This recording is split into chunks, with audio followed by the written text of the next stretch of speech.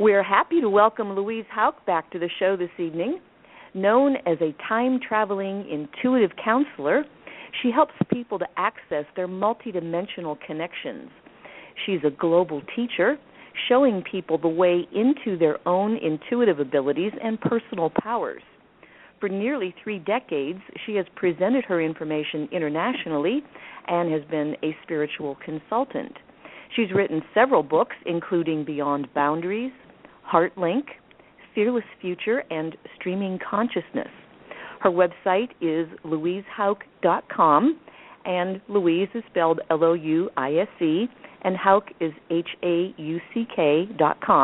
And you can also find her on Facebook.com/Louise Hauck-Illuminations, as well as on YouTube on the Louise Hauck channel. Are you there and set? I'm here. Okay. Louise, you are on the air with Lavandar, and take it away, ladies. Okay. Well, Louise, I understand you've been a gypsy. You've been traveling around. Tell us about this 2-month tour you went on. Oh, yes. Well, first, let me just say that I have my favorite stories, and I get kind of attached to them, and I'm quite skittish about repeating myself. So I'm thrilled that you archive these interviews, because I listened to a couple of my past ones, and it confirmed that fortunately, I've replenished with new stories from this last trip and the last few months working with clients. So, yeah, so it was great to hear the stories that I told before and that I can move on to new ones. And indeed, when I'm on the road, when I'm out there, there's just so much that's insightful and illuminating and confirming about more and more people becoming multidimensional. I really believe that the third and fourth dimension are starting to merge, and that even while we're experiencing this physical reality, we're being able to receive fourth dimensional information that is so vast, so timeless, so infinite. So I'm almost obsessively observant of consciousness and how it's evolving, how it's expanding for people. So one thing that came about, a couple of great stories, but one thing that came about, at 2 different locations, my coordinators asked if I would do a talk for their young adult children. Whenever I read children, it's a different kind of reading, and I always prefer that they're at least around 16 to 18. And the future information I pick up for them, I always make conditional, emphasizing it's dependent on the choices they make, taking responsibility for their lives in the present. And that's what I'll be talking about tonight, that the portal to our best future is created in the present.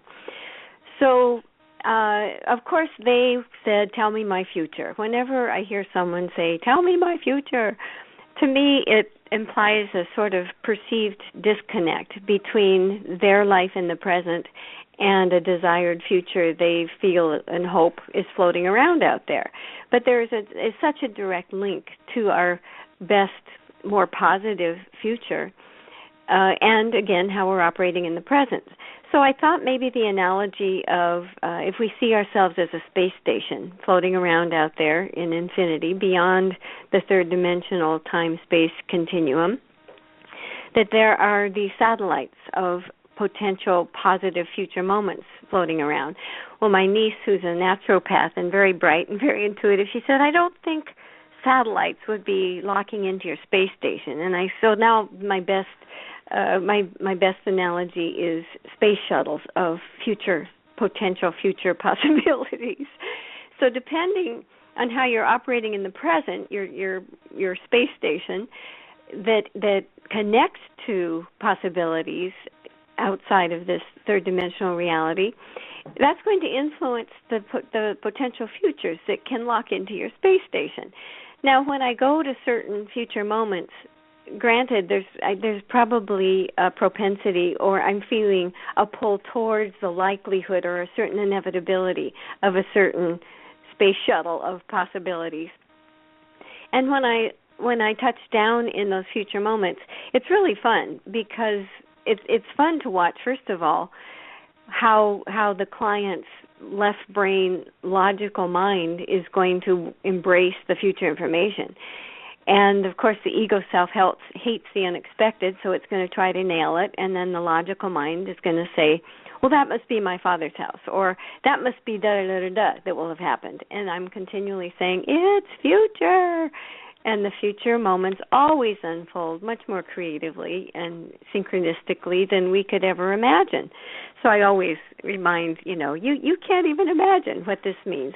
And indeed, when these future moments do unfold over time, there's sometimes the quirkiest, sometimes the most poetic, entertaining, just amazing interpretation of how those future moments actually unfold. So when I go to the future moments, the advantage is, first my caveat that future information not take my clients out of the present, because indeed, if you're worrying and obsessing about the future, you're not home, you're not present, and then the universe can't find you to deliver the goods. That's how I put that. Nevertheless, the advantage of exploring these future moments is, number one, to get the contrast between those positive potentials and the present. Some people don't know they deserve a happier future, and this can point them in the direction of new possibilities. I can also work it backwards and go from that potential positive future moment back to the present to see what helped the client get there the most flowingly. So it's really following a path back and forth from the future to the present and back and forth. However, those space shuttles of future possibilities, and I invite anyone to contribute a better analogy if they can come up with one, they really are dependent on how you're living in the present. So when I present these future moments, and indeed the most tantalizing ones are when I find myself chatting with the higher self of a future partner my client hasn't met yet in the present, and I sometimes like to tease and I'll say, oh, but you probably you're not interested in that. Oh, yeah, no, go ahead. So when I'm having a conversation with the higher self of future partners, it's as if they're talking to us from the future.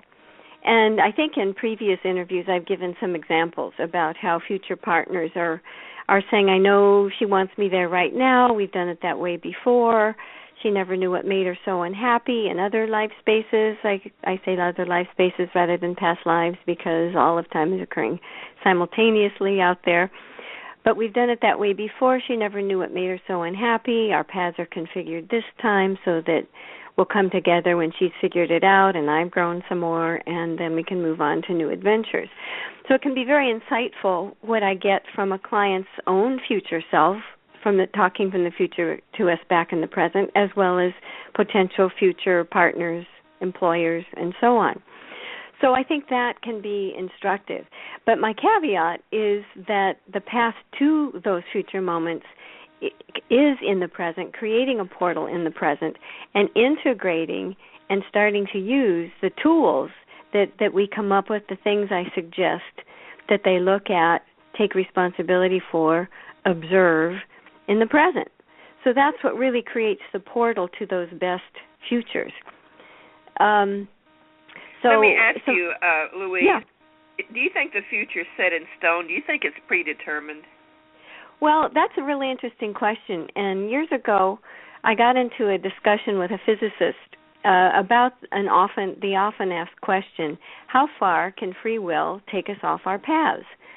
How many moments or events are set in stone?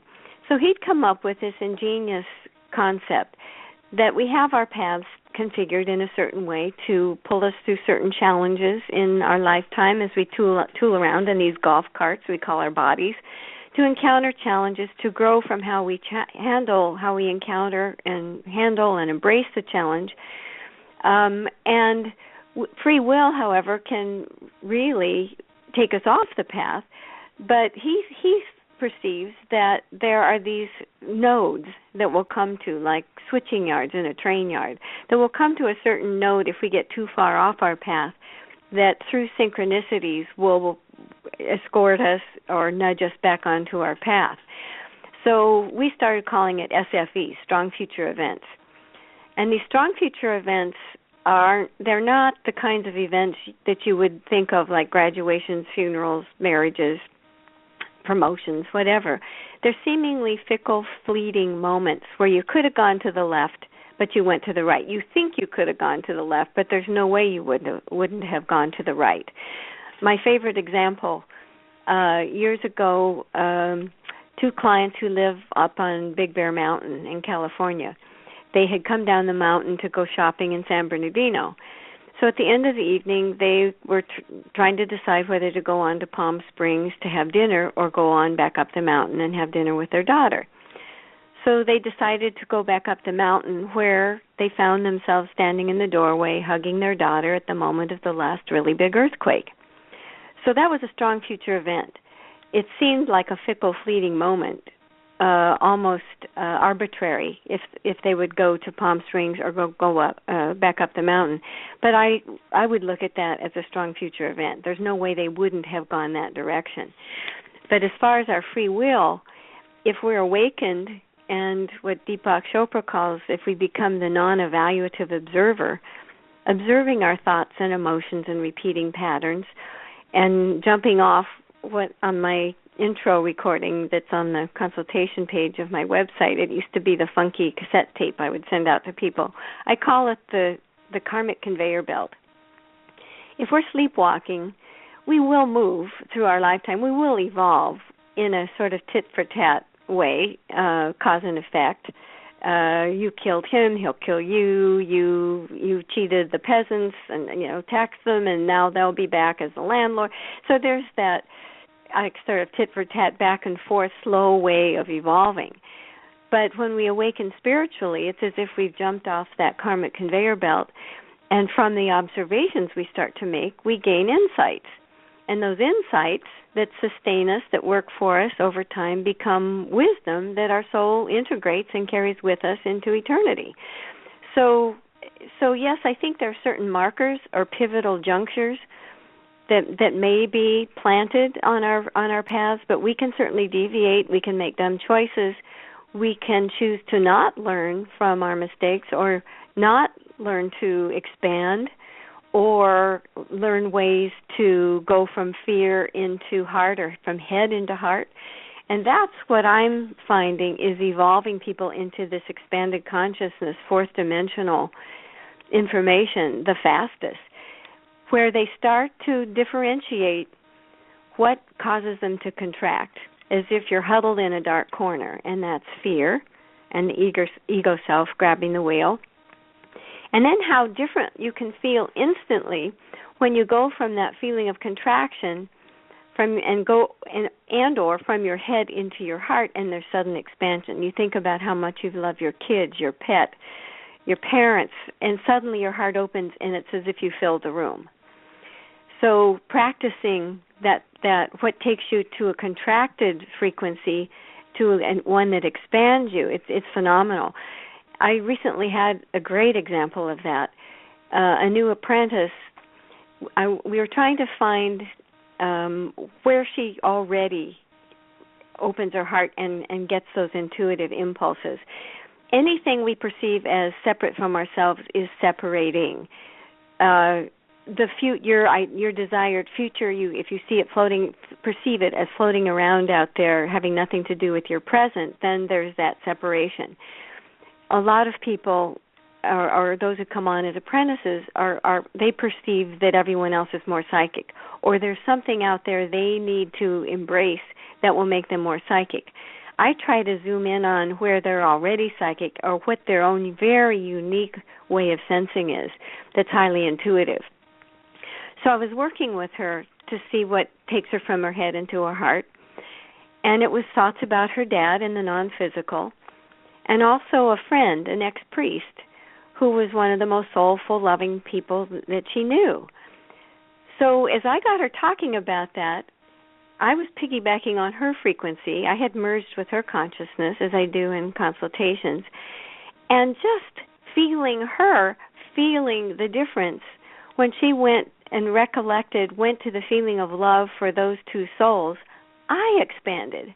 I felt the expansion, that she felt the instant she went from her head into that heartful sensation. And that's her portal now to fourth dimensional information. Because instantly, when we both felt that, they signed on to be guides to help her when she does readings, when she practices doing readings. So now she can go to that frequency of love and know that they're there as guides, really excited to work with her.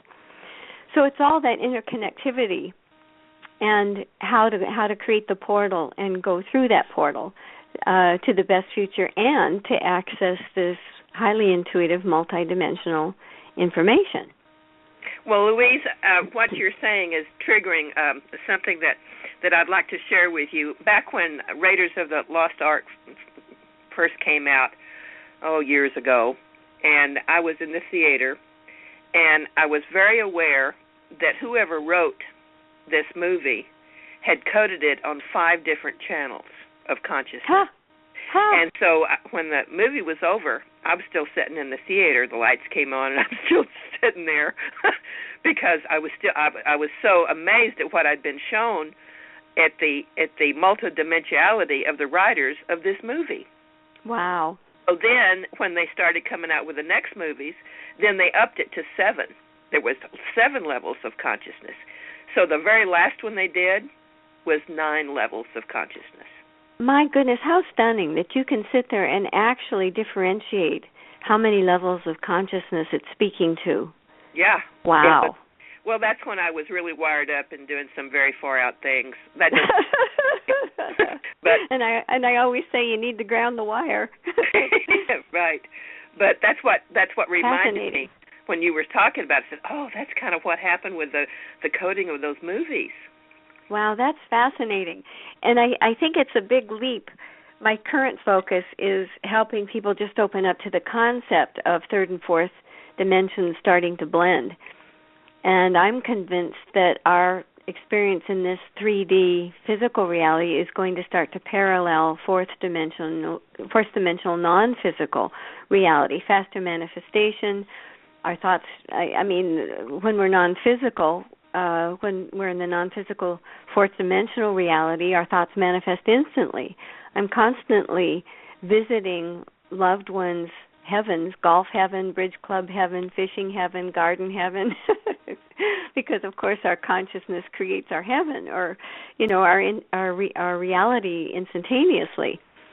Another really fun aspect that I observed on this last speaking tour. Where did you go? Where was this tour taking you? Well, this was mostly West Coast, and then Portland, Northern California, Southern California, and then I ended up in Israel, where I'm doing research for a book. But at a bookstore in Portland, at the end I did a few minis in the audience, and I walked up to this one fellow, and I said, "Oh, your wife is here," non-physical. And I'm just the interpreter. It's like charades. And so I'm interpreting their transmissions, what they're pantomiming. And I said, so it's like her hands are talking to each other. If you could imagine someone mimicking, 2 hands talking to each other. I said, do you know what this means? No. Sometimes, yeah, we used to bicker at times. No. I said, well, now she's showing me rings or a ring. No, well, I did put a ring with her ashes. No. And then pause. Oh, yeah. When she went into the hospital with cancer, she was annoyed that the nurse made her take off all her rings. She had a lot of rings on her fingers. So that was a prelude then to him coming for a private consultation. And I swear his non-physical wife was so present and such an expert transmitter. It was like the 2 of us were working in tandem to help him come into the present and change his story about being homeless. He'd lost everything, paying her hospital bills. Now works for Habitat for Humanity and is couch surfing with different friends at their homes. And so we were both working to help him first change his story, because that certainly goes against creating a portal to your best future with the stories you tell about yourself, the things you believe about yourself. So at one point, so she was showing stepping stones, like you need to move forward step by step. And then I'm always asking loved ones to give me a sneak preview of a cosmic wink they'll be sending.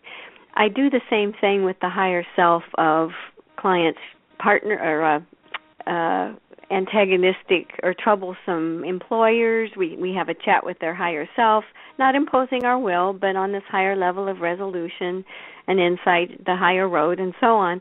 And at the end of those telepathic chats, I'll ask for a sneak preview of a cosmic wink they'll be sending. And that could be, I remember one employer, the higher self of one employer showed me a bonsai tree. And a few weeks later, the client emails me that her boss had walked by her desk, put a bonsai tree there, looked at her, said something kind, and then walked off scratching his head like, why did I do that? So I call that trickle-down higher consciousness. Anyway, so I do this with loved ones. So I telepathize to this fellow's non-physical wife. So give us a sneak preview of a cosmic wink you're going to be sending him to confirm that we did indeed have this conversation today. So she showed me something to do with angels. I said, do you have any figurines of angels? Oh, she used to collect them. I said, do you have any left? No, I lost everything. Well, it looked as though there was going to be a figurine of an angel coming into habitat for humanity, and that was going to be a cosmic wink she'd be sending him. So then she turns to me and she says, tell him not to put it on the dashboard. So I turned to him. I said, do you know what that means? No. And this is the best part. She turns to me and she says, wait for it. Suddenly he says, oh, yeah. When we were traveling in Peru years ago, we laughed about all the taxi drivers who put statues on their dashboard. So she, in the non-physical, fourth dimension reality, was showing him step by step how he can trust when he feels her presence, as he had confirmed, but he said, I never know what she's saying. She was showing him step by step how he first gets it in his mind, in his brain, in his thoughts, in his head, and pause, wait for it, and then when he goes into his heart, he gets it. I just love telling that story. I hope people love hearing it as much as I love telling it. But love when that she turns story. to That's me, a it good says, story. When she says, wait for it. So that was what she was, at the bookstore, that's what she was pantomiming. I want to show you how I talk to you. You've got to go from your head into your heart. That's when you'll know what I'm saying to you. And indeed, that's the portal. When my apprentice thought of the frequency, the feeling of opening her heart, and thought of the ex-priest she used to know and her father, that was the frequency. It opened her heart. They popped in and said, hey, we can be your guide. So that's the portal. So, Louise, let me ask you, in your travels and in your counseling work, do you run across people that are having these ET experiences or abductions, or some of these women that are having these babies? Have you had anything like that show up with? Just relative to that, I have to say that when I was listening to my most recent interview with you 6 months or so ago, I was listening to Anastasia do the news again, and it caught my attention how she was reporting about a Nimbus. Project Nimbus. I think in England they were experimenting with projecting laser images onto clouds. And that got me thinking about the tech guy I used to know when I was living in Connecticut, who was very multidimensional for being quite mental. I mean, not mental, very brainy. And I think I told the story that he said driving through the desert one time, he looked up and he could see that ETs were disguising themselves as clouds. So he telepathizes to them, I can see you. And they respond, no, you can't. We're disguised as clouds. And he said, I can send you several, many people to help your cause if you stop scaring people. So I thought of that story again as I heard Anastasia with the news from that past interview. And I paused for a minute, and I opened my heart to what I call HIs, higher intelligentsia. I think, to me, that it elevates my perception of these higher energies as opposed to aliens, higher intelligentsia. And I think it's arrogant to think we're the smartest and the brightest, in the galaxy. And so hearing her report about Project Nimbus and reminding myself of that story, I opened my heart. I kind of went spread eagle, and then I'm connected to the HIs. And they transmit to me, this was this morning when I was listening to that past interview, so they transmit to me very much like that fellow's wife in the non-physical. We're not up there. Like you talk about loved ones, consciousness being everywhere, we're everywhere. We're non-local. We're omnipresent. We're not up there. And so that was the conduit. The minute I opened my heart to my concept, my perception of those higher energies, they come in and were very clear about what they wanted me to know about that. So I sometimes will see or sense, if it's over the phone or in person, a client that's being beamed. It's like a spotlight's on them. And that's when I'll ask if they're interested in extraterrestrial explorations, or one said, well, actually, a very social gathering in Florida years ago, my hostess wanted to treat me to some social time, some downtime. So she had this little party, and I was trying to be off duty, and I look over at this gal sitting on a couch, and she's being beamed. So I didn't want to open it all up, but I said, do you have an interest in ETs, or what I call HIs? And she said, oh, yeah. And she said that she'd recently had an experience driving to a party, and she was about to go to an underpass in Miami, and she sees a spaceship above the overpass. She was conscious of her left brain saying, no, it's an airplane, and her right brain saying, no, it's a UFO. She went onto the party, mentioned it to someone who'd also seen it, and said, no, it was an airplane. So I use that. I like to refer to that as an example of what our left versus right brain is going to do with this multidimensional information. It's a very different way of sensing and seeing. And so every which way I'm trying to help create a bridge and help escort people across to opening up to this much more expansive way of perceiving. And, of course, that's where all this vast, timeless information, as well as loved ones in the non-physical, where we can connect. Right. And, of course, the portal is going from the head to the heart in the present moment.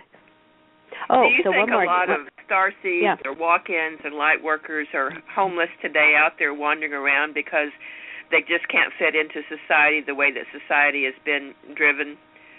It could be. I think there's that. But also, one of my favorite expressions is you never know what's for what. The homeless person could be in disguise a very old soul,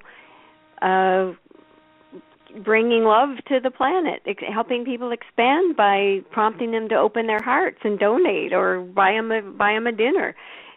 You never know you never know how the soul's evolving or what the soul's requiring for its evolution, and how that can be played out. And appearances can certainly be deceiving.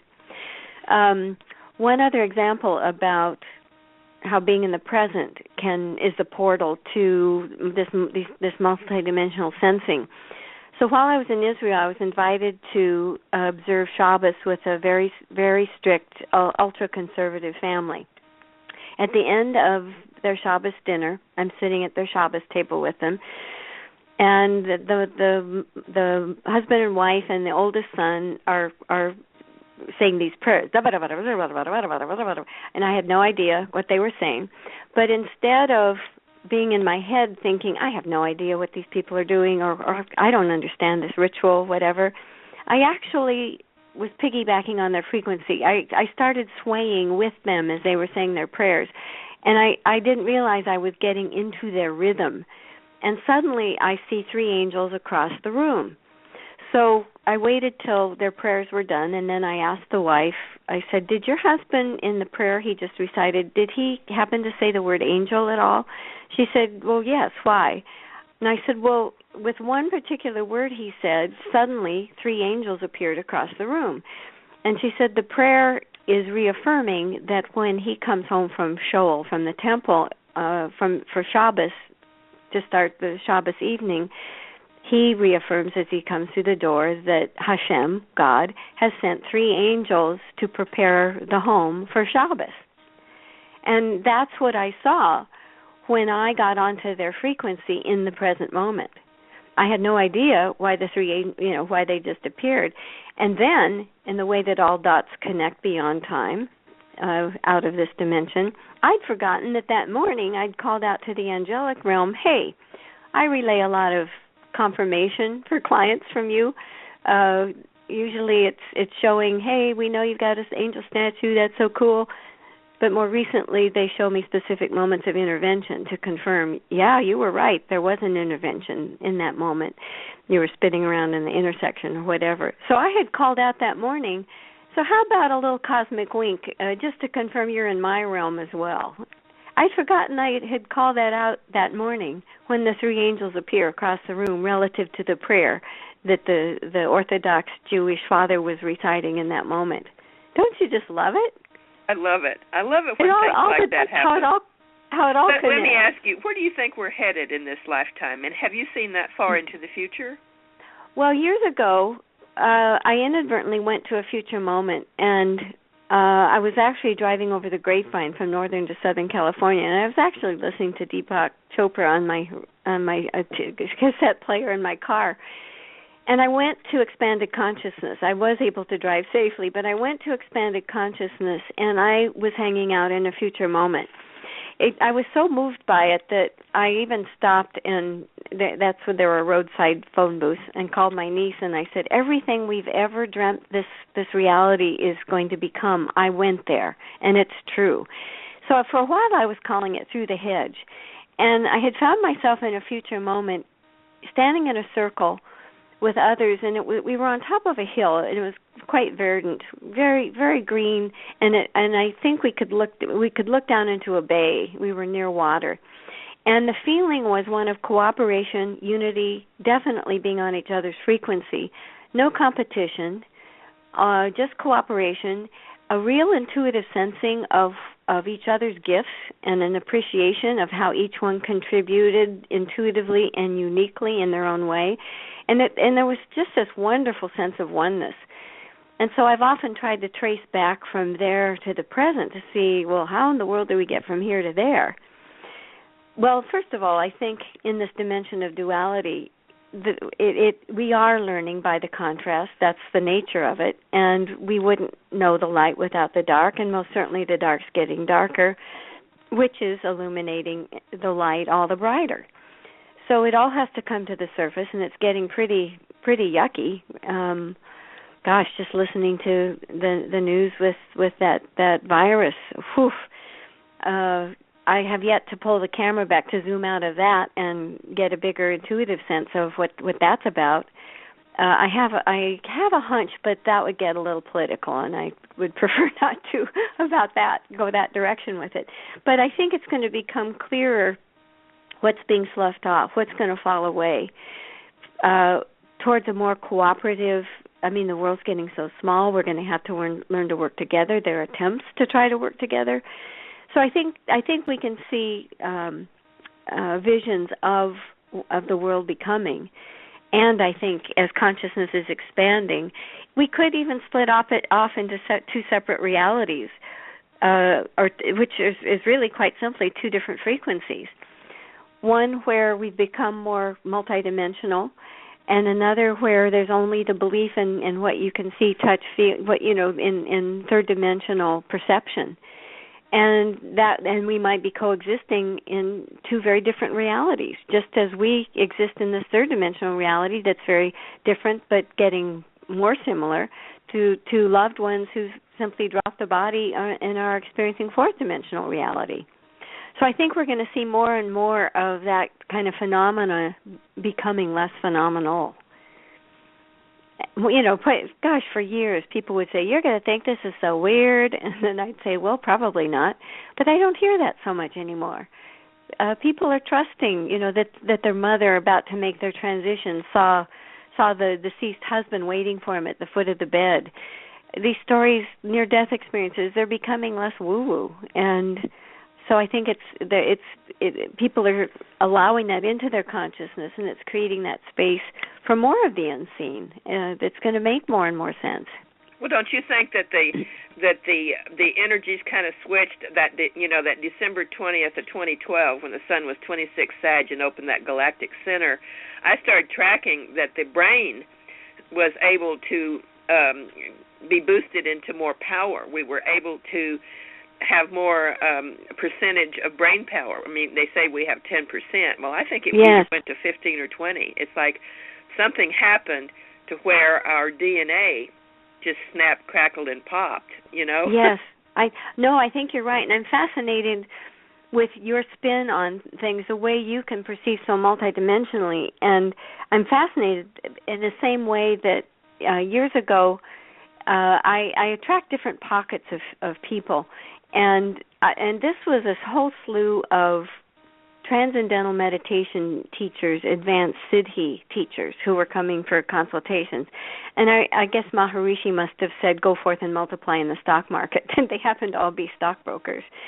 And at the end of my sessions with them, they would tell me what they thought I was doing in kind of cosmic Maharishi TM terms. And I was fascinated at their spin, their way of deciphering what they thought I was doing in pulling in this information. I'm fascinated with how you're actually able to differentiate the different dimensions and the effect of different astrological, astronomical, physical reality effects on consciousness. And you seem so clear and observant. To me, it's stunning.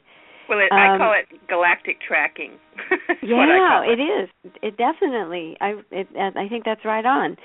And yes, I think my particular focus is on observing consciousness and how it's expanding. I think that would also have to do with the physical brain and how it's shifting. And one certainly must have to do with the other, which is fascinating how physics is starting to meet metaphysics. Well, what I started seeing after the 2012 activation was that in 2013, people just kind of became information junkies. They couldn't get enough. They were just on the computer researching, studying everything metaphysical, every channeler they could get a hold of. I mean, it was like a fast rush on information.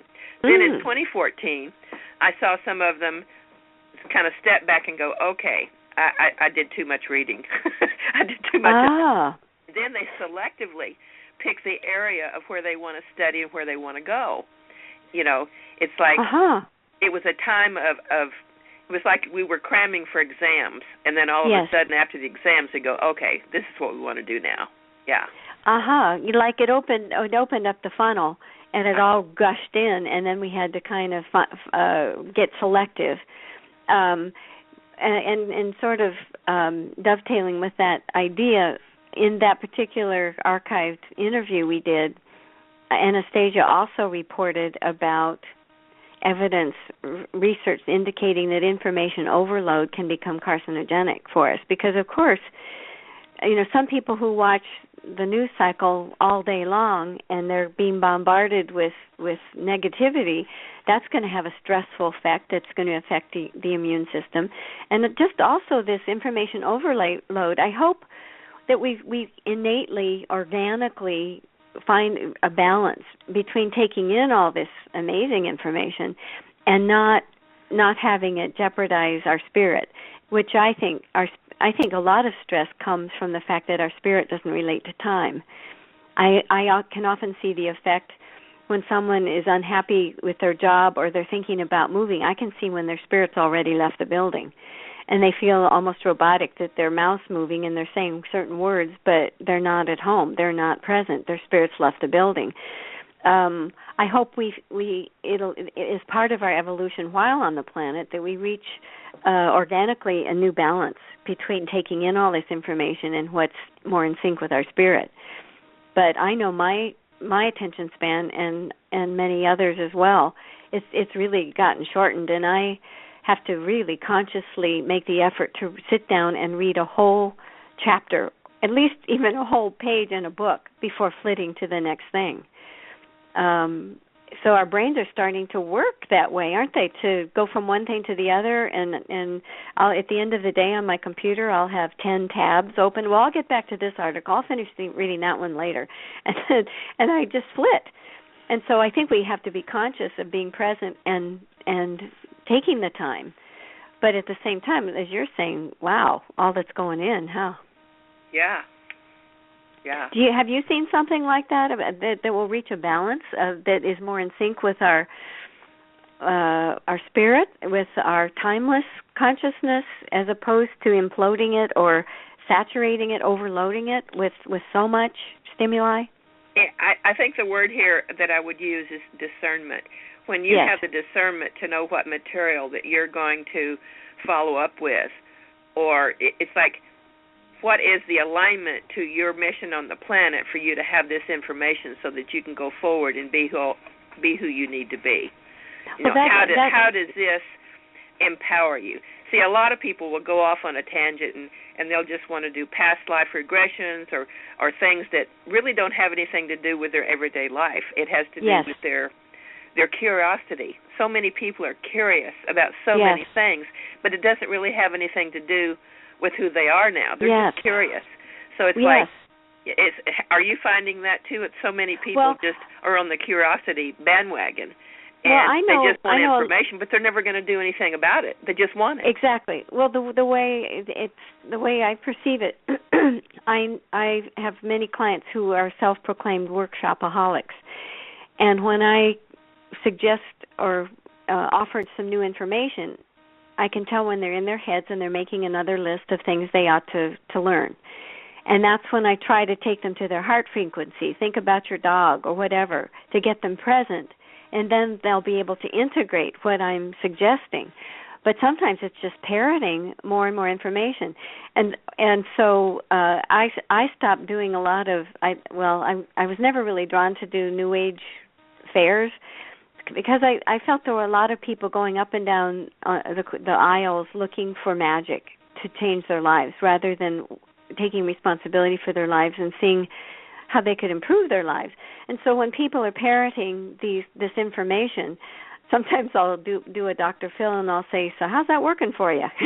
Is it improving your life? And I think what you're saying really goes along with that. Are you being discerning about what you're letting in?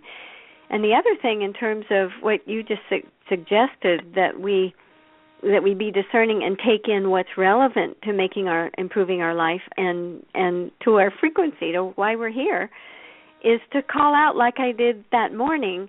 I asked for I called out to the angelic realm for a demonstration, a cosmic wink that, we're working with you. So I think we can do the same. We can call out and ask for a demonstration, or show me what's for my highest good to receive.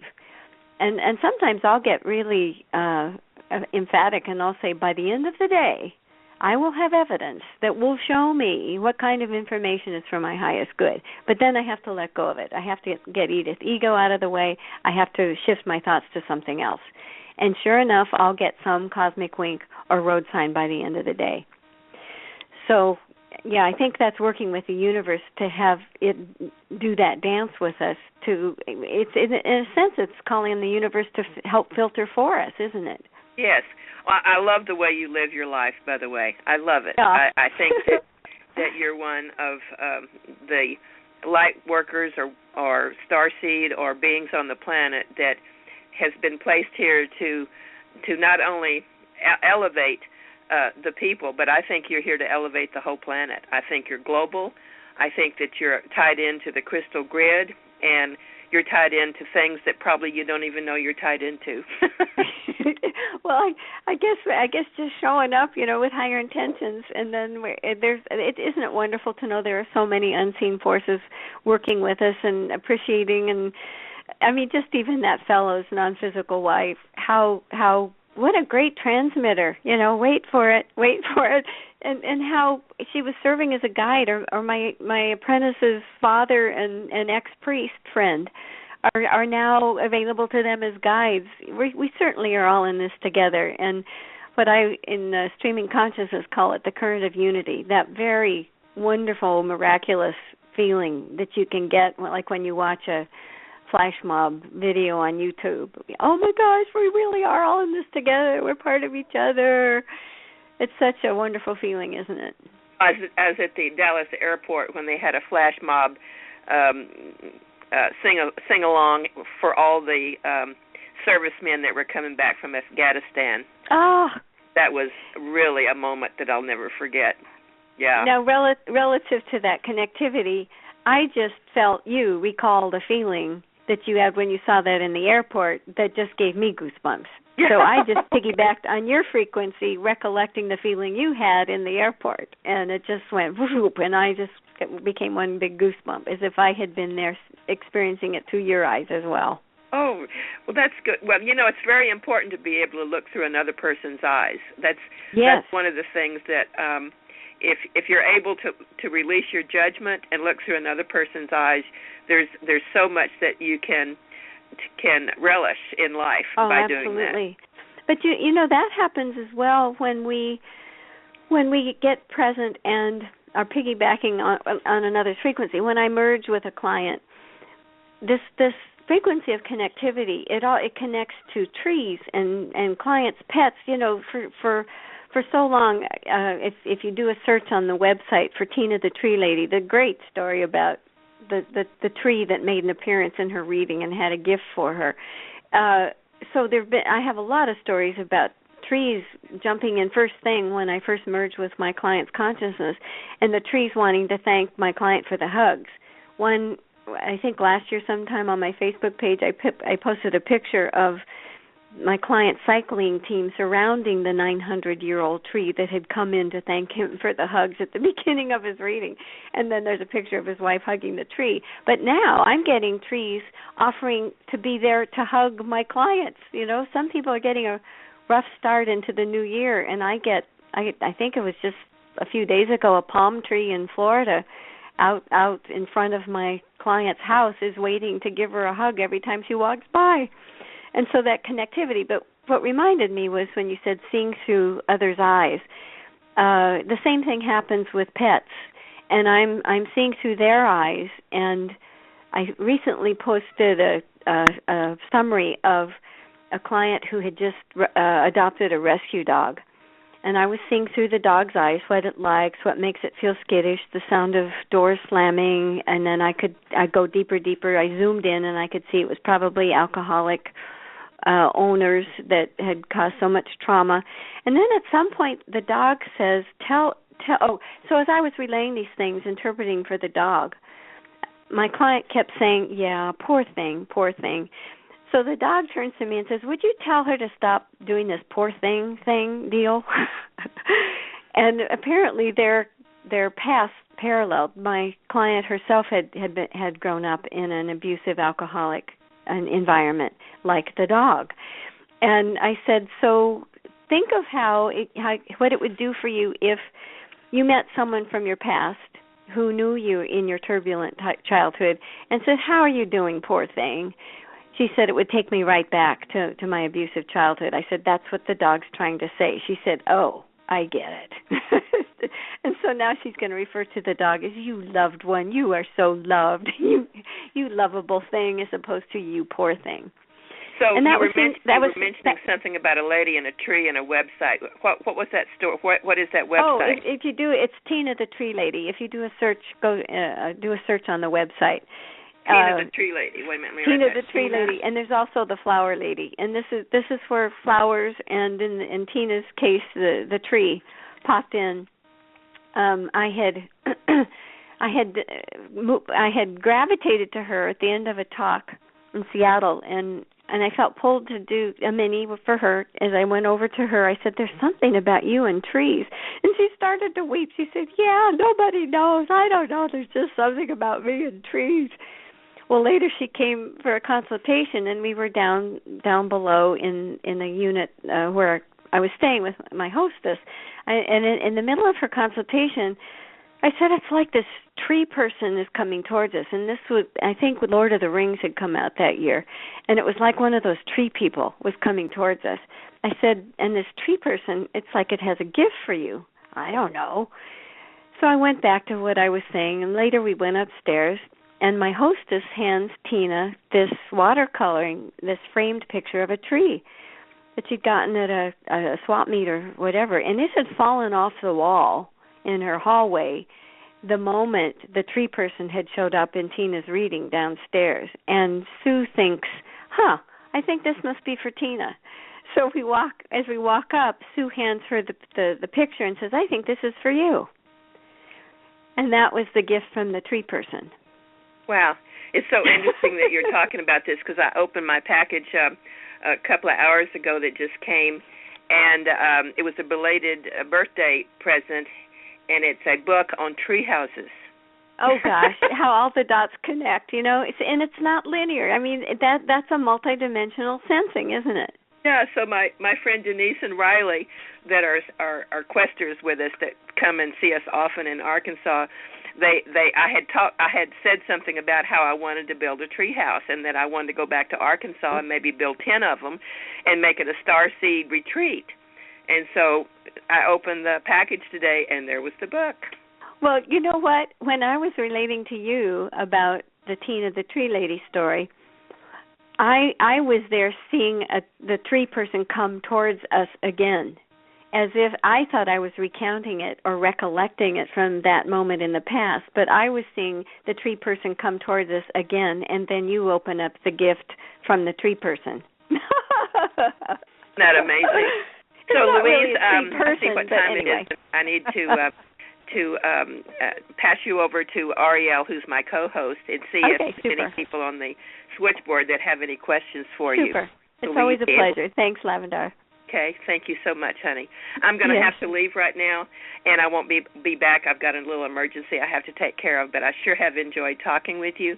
And same here. Anytime you want to come back, you send me an email, and I'll certainly get you back on the show. Oh, that's great. Thank you. I appreciate that. I'm back to you, Arielle. Okay. Well, we actually have a caller that's been waiting to talk to you. So we can get right to it, and then I have actually a couple of questions of my own for you. But we're going to talk to Carol first. So, Carol, let me get the mic open here for a second. Okay. Carol, you are on the air with Louise. Hello. Hi, Arielle. Hi, Carol. How are you doing? Hello. Hi there. Okay. I just have a comment on your previous comment about information overload may be a cancer-causing agent. I think that maybe it's information overload from the matrix, from a negative impact that tends to cause the cancer and our decreased defenses, our decreased defenses about our own self, rather than an information overload about the truth. But it is difficult. We have to discern what is truth and what is not. How's your feeling about that? Arielle, I got about every other word. Could you paraphrase? Could you paraphrase what you said? Okay, Carol, are you on a speaker? It sounds like she's underwater. Yeah, we can. Let me hold on. I'll turn off the car and then I'll turn off on the. Can you hear me now? Yeah, better. That's better. Okay. What I was feeling was just about you were saying that information overload can be a cancer causer, and I think that's information overload of the negative influence of the kind of matrix, the non-truth, and I think if we can discern and try and hear the truth, then we can have that improving our health rather than making it worse. Then it is expanding. And I was referring to the article itself that Anastasia was quoting from, some study about it being carcinogenic. But I agree with you, and I think that kind of relates to what I was saying earlier about how we can feel what contracts us and makes us feel like we're huddled in a dark corner, and what expands us. And I think the same thing with information. And I think the soul also recognizes authenticity. And when you hear something that rings true, I can feel my energy just filling the room, as opposed to something that's divisive, mean-spirited, that just doesn't resonate. Then I find myself contracting. So I'll even ask my body to tell me when it's time to turn off the news, like step away from the television. That's right. They're trying to create fear in us, and trying to create fear, that inhibits our ascension. So that's why we have to listen to it and try and not get into that fear mode and say, okay, we are going to create a bright future, not this fearful one. I think I agree with you, but I think it's important to not be doing it mentally, but to do it in a sensory way. And I think it's a really good exercise to practice what thoughts or information instantly will contract you, like a violent movie, and what information will expand you, like a feel-good movie. You walk out and you just feel like you're a better person as a result. But to practice, hopping from one foot to the other. Oh my gosh, I just suddenly contracted with that. Ooh, this feels good. My heart knows this is true, and then you expand. I think that's very true. It does have to do with the information we take in. Absolutely. Great. You and I are on the same wavelength about that. I agree. Thank you. We're piggybacking on the same frequency. On the law of one and the unity of all. Yeah. Thank you for calling. Very good. Thank you. Thanks so much, Carol. Thank you. Bye-bye. Bye-bye. Oh, yeah. I don't know about everybody else, but I really don't like to watch TV a whole lot because, I hear things that are upsetting, and I'm fascinated working. I'm fascinated working with empaths, apprentices who are extreme empaths, and one as a child would take in other symptoms. He'd hear people talking about their maladies, and then he'd go to the medical dictionary to see what was wrong with him, and how to separate their feelings from what they're taking in. I don't know why I have a healthy mechanism that lets me detach. I had a husband who was quite ADD, and I think people on sensory overload, it's really affecting people's central nervous system. And in 4th grade, he had to leave the room every time his teacher wore a certain outfit where the print was too much stimuli, and it made him want to go throw up or have to go throw up. That great a sensitivity to external stimuli. I know my son's an empath, but I didn't realize what an extreme empath.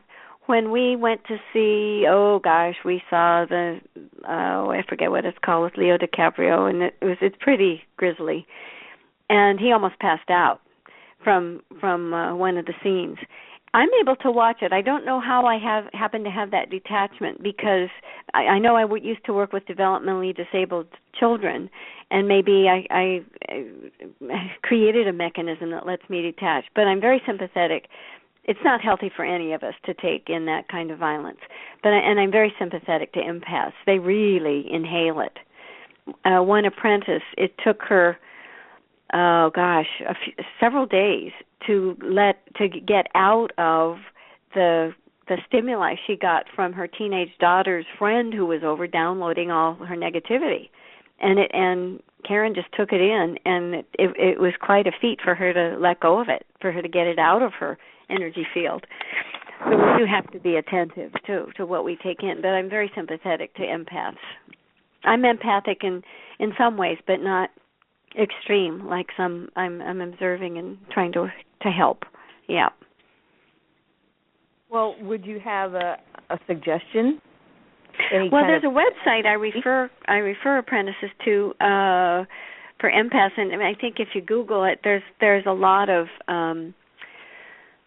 there is help, and I this one website for a while she had a visual that was like a dial where you imagine you're dialing down others' feelings, external stimuli, and then that's leaving you just with your own. Actually, a therapist I read just recently recommended the book Self-Care for the Self-Aware, A Guide for Highly Sensitive People, Empaths, Intuitives, and Healers. I'm just looking at it right now on Amazon. I had looked it up when she recommended it. And she said she gives that to a lot of clients and friends. So that could be helpful. I think we're going to see more and more help for empaths, for sensitives, as we are getting more sensitive. Right. I mean, the children that are coming in are, in a lot of ways, they're wide open. And, of course, they come in without a manual, and if they don't have parents that are a little more evolved, then they get the labels, and they can really be troubled. So, yes. Well, and in addition to those children coming in, I think I've mentioned in earlier interviews how oftentimes I will see the likely future offspring of a client, a future grandchild or child that is kind of standing in line, if things line up, to come as their child or grandchild. And it's kind of code. When they point to their etheric head, that's code for, and I'm going to be a child coming in remembering.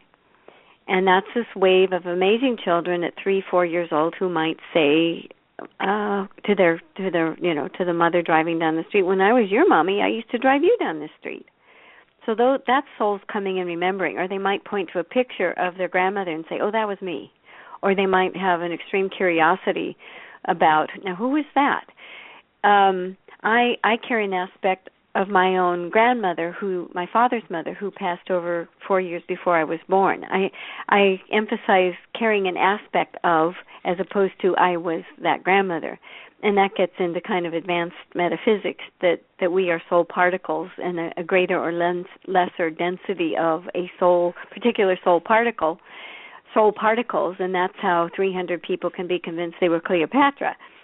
But I was browsing eBay and happened upon a picture of that grandmother who was the historian for the Pony Express in St. Joseph, Missouri, quite prolific, wrote 80 books, 300 short stories. When she wrote mysteries, she had to use a man's pseudonym because men wouldn't buy mysteries written by women.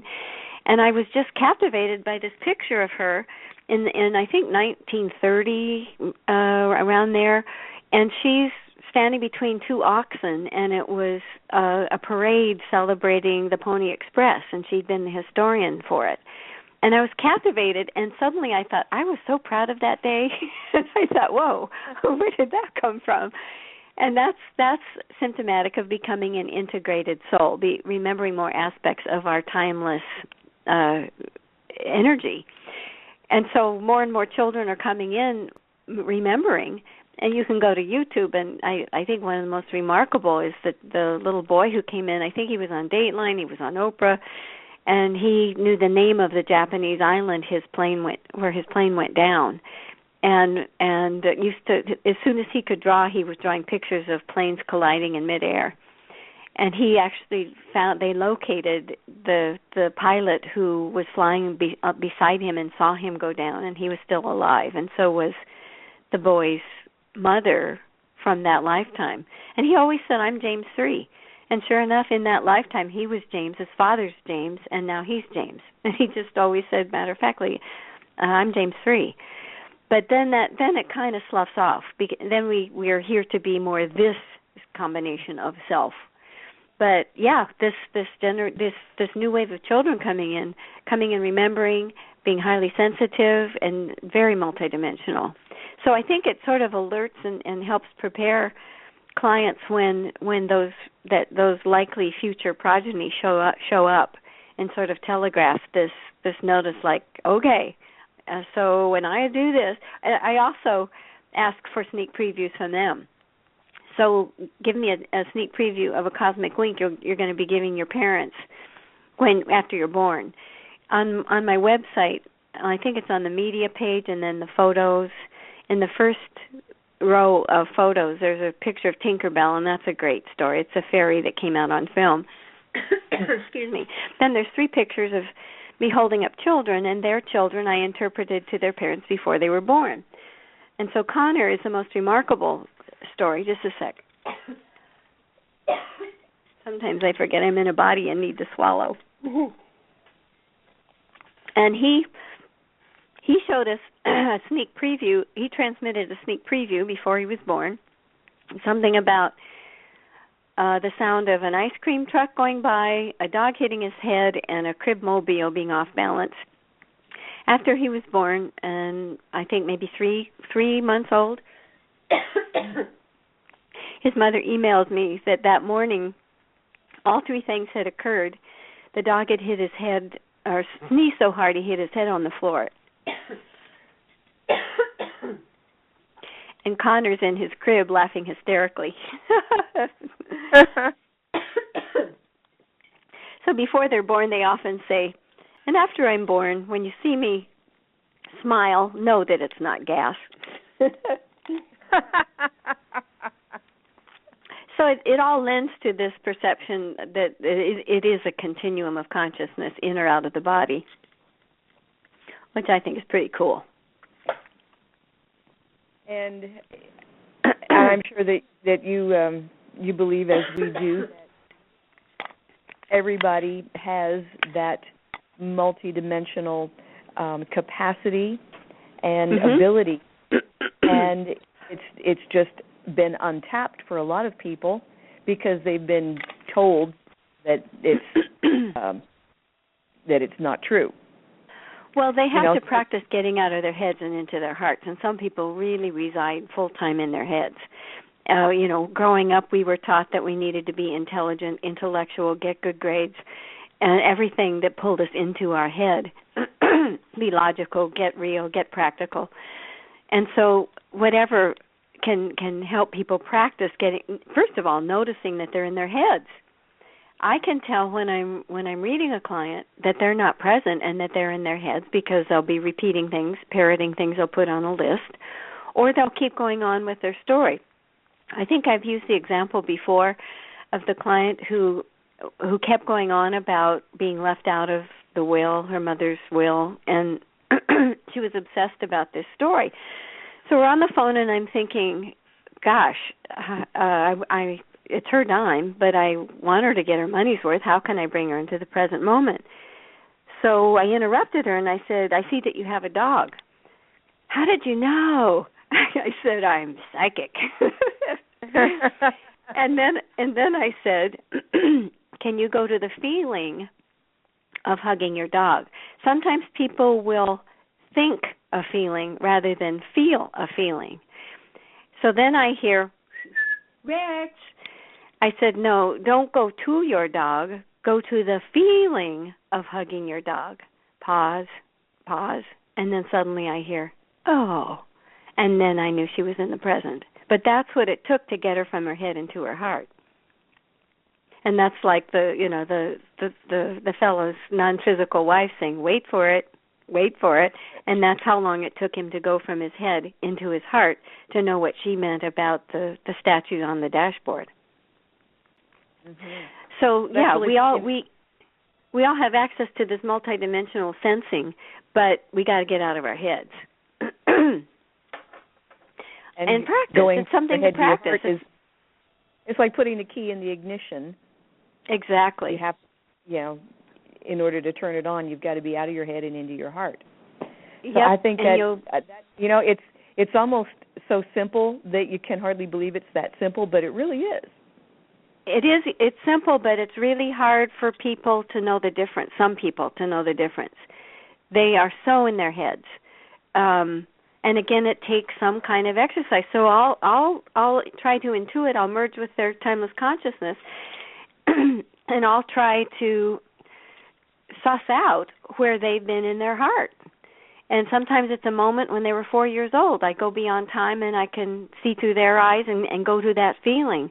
Or like with this apprentice, she's still very much in touch with her dad, and she's going to be getting a lot of confirmation now because she's now created that portal and she trusts it. But the sudden expansion, we both felt when we went to those two souls who just the thought of them opens her heart.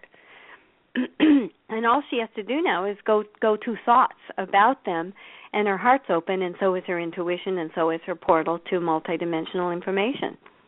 So yeah, it sounds simple, but boy, let me tell you what it takes. Look what it took from the mini reading I did with the fellow at the bookstore. What it took for me to wait for him to get it. What his wife was pantomiming. I'm just the interpreter. Don't kill the messenger. Right. What it took for him to decipher what she was trying to say, and then later on in the private consultation, step by step, she finally then said, "See." But that's what it took to show him how long it takes him to get from his head into his heart. But at least he goes from his head into his heart. Some people just really are shut down, and it's really sad, but there's a lot of help. Therapy can help, of just starting to observe. Some people think their thoughts are reality as opposed to simply their thoughts, their perceptions. So it's huge to simply become the observer. And there's a fine line becoming self-absorbed and really? Becoming the observer. Really? Yep. Gosh. So just before we wrap up here, I want to repeat that your website is Louise Hauck, and Hauck is spelled HAUCK.com. You're also on Facebook at Louise Hauck Illuminations, and a channel on YouTube as well. 4 books that you've written. You said you were starting another book. Yeah, that it's too soon to discuss. But also on the web. Oh, sorry. Go ahead. I was just going to say when that's completed, certainly I want to have you come back on and share your new work with us. Thank you. And on the website, if they go to services, then they'll see the different offerings. And Monday minis, I should be starting up again for $20. They can come into Skype, and it's a virtual, like doing minis in audiences. And I'm experimenting with another possible kind of offering. So I'm always looking at different ways to make myself available. So. Yep, the next book, looking for the next perfect agent and publisher, and I'd like to do it in the old way. Heartlinks was a dream, where the publisher assigned a publicist for 6 months. They got me the on the airwaves, and it was great. And it's rare to find that in the publishing world anymore. But when the time is right, I know it's all going to sync up. Well, absolutely, and we will look forward to that point in time.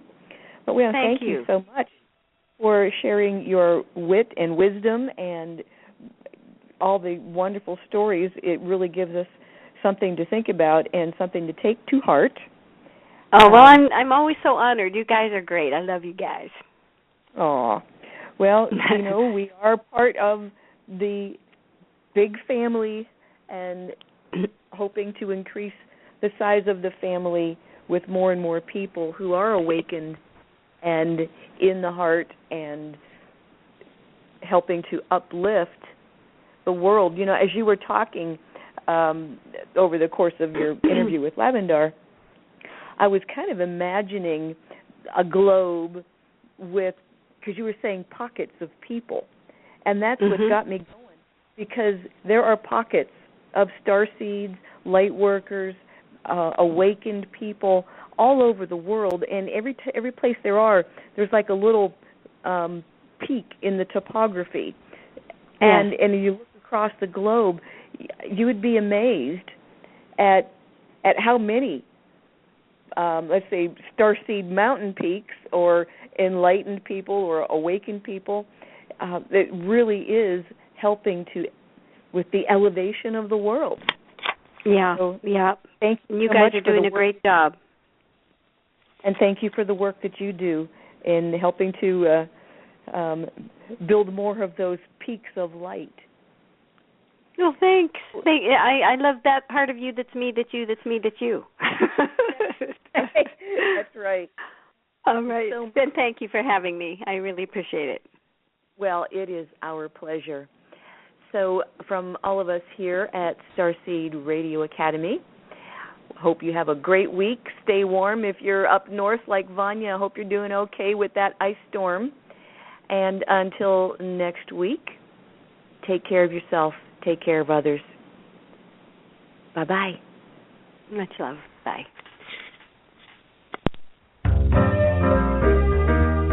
You've been listening to Starseed Radio Academy. Visit our website at www.starseedhotline.com.